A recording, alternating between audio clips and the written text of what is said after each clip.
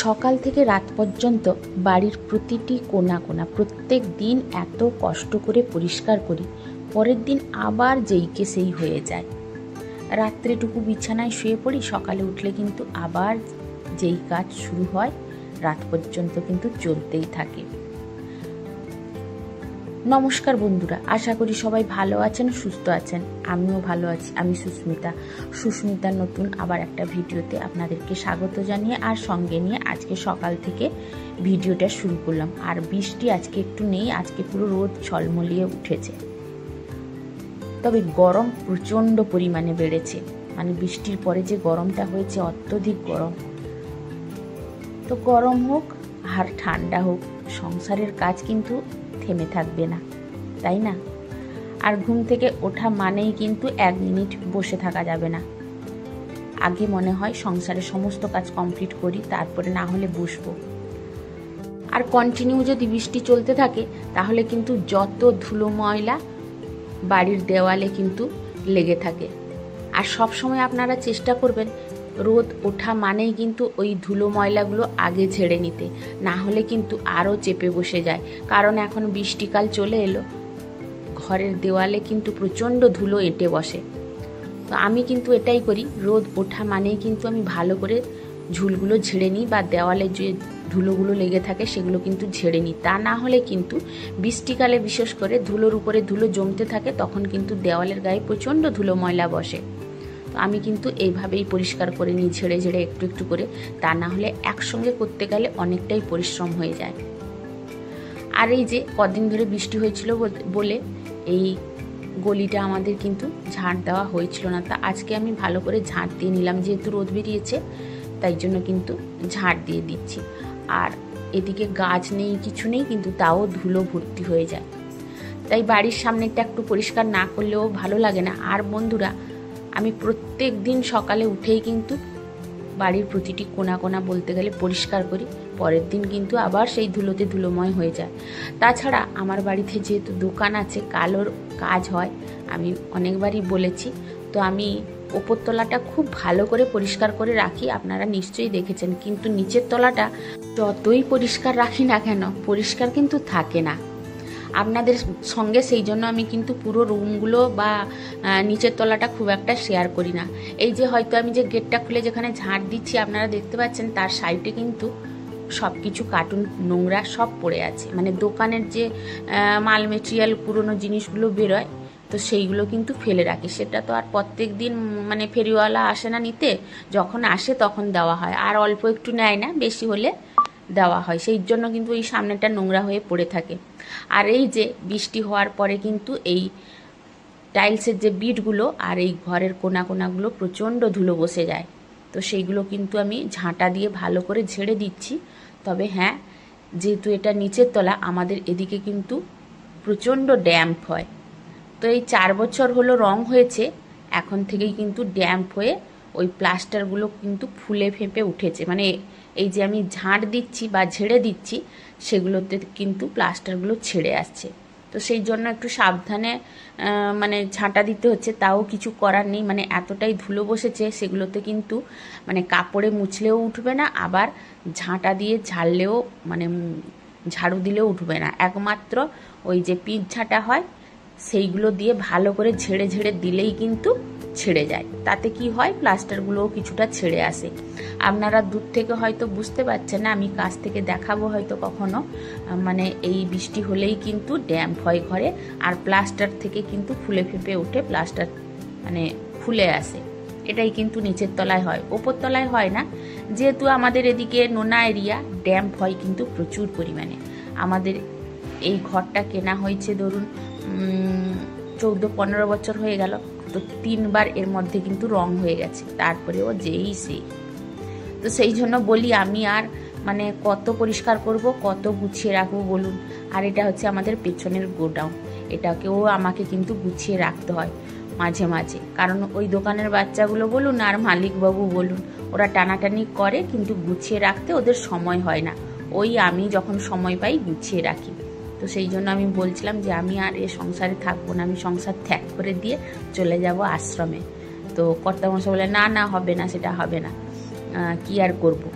দোকান আছে, মানে নোংরা হবে। তো সেই জন্য বলি কতদিন আমি পরিষ্কার করব বলুন।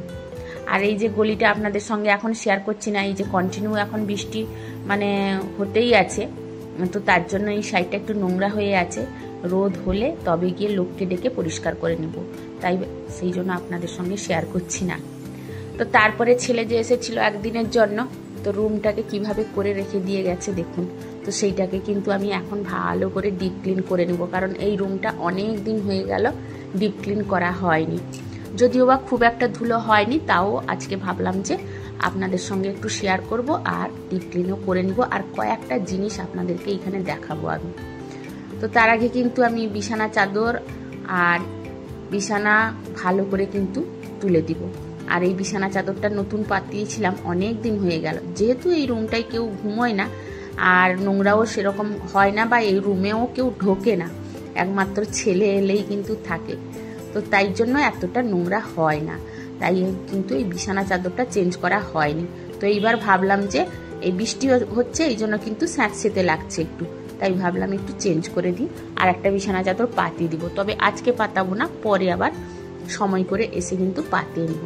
তো বিছানা চাদর তুলে দিয়েছি, বালিশ টালিশ সব তুলে দিয়েছি। এবার কিন্তু আমি রুমটাকে ভালো করে ডিপ ক্লিন করে নিচ্ছি, কারণ এগুলো অল্প অল্প করে একটু একটু করে ধুলো হয়ে গেছে অনেকটা, তাই কিন্তু করে নিচ্ছি।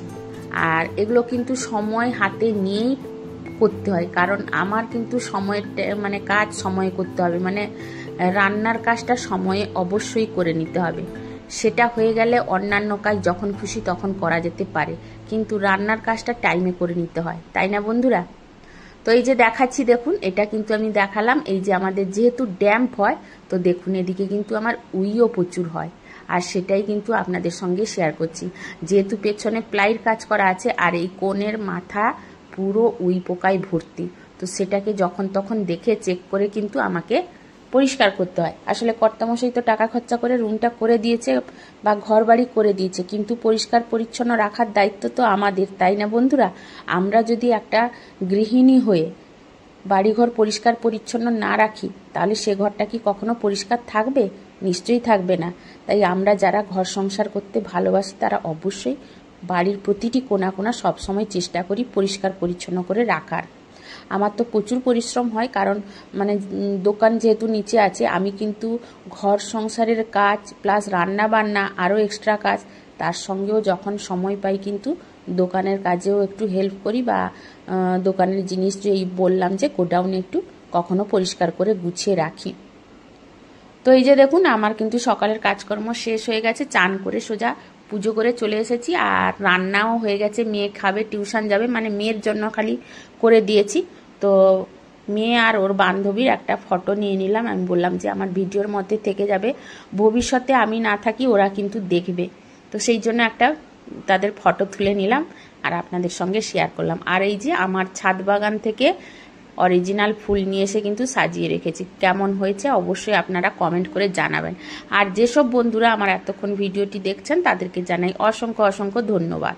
আর আমি কিন্তু মেয়েকে স্কুলে ছেড়ে দিয়ে এই যে খেয়ে নিলাম টিফিন, আর সবার কিন্তু খাওয়া হয়ে গেছে, পুরোটা শেয়ার করলাম না আপনাদের সঙ্গে, কারণ ভিডিওটা অনেক বড় হয়ে যাবে। আর আজকে কিন্তু আমি কিছুটা আমার কিচেন ডিপ ক্লিন করেছি, তো সেটা আজ আপনাদের সঙ্গে শেয়ার করছি না, কারণ ভিডিওটা অনেক বড় হয়ে যাবে।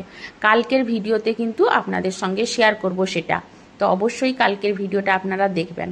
তো আমি কিন্তু টিপস সহ ডিপ ক্লিনটা শেয়ার করব। আর এই যে দুপুরের রান্নাটাও করে নিলাম, আর রান্না আজকে খুব বেশি তরকারি কিছু করিনি, মানে আলু পটলের তরকারি করেছি একটা, আর আলু সেদ্ধ মানে আলু মাখা, আম আর ডাল, এইটুকুই করেছি। আর এতটাই আজকে আমার পরিশ্রম হয়েছে যে খিদে পেয়েছিল বলে আমি কিন্তু খেয়ে নিলাম আগে। আর চলুন খেতে খেতে আপনাদের নামগুলো একবার নিয়ে নিই, যারা কালকের ভিডিওতে আমাকে এত সুন্দর সুন্দর কমেন্ট করেছেন। তো তারা হলেন ঋতুপর্ণা নাগ, মিঠুর সিম্পল লাইফস্টাইল, জীবনের ওঠাপড়া, বানেশ্বর গোড়াই, সস্মিতা সিনহা, SM সিম্পল হাউসওয়াইফ,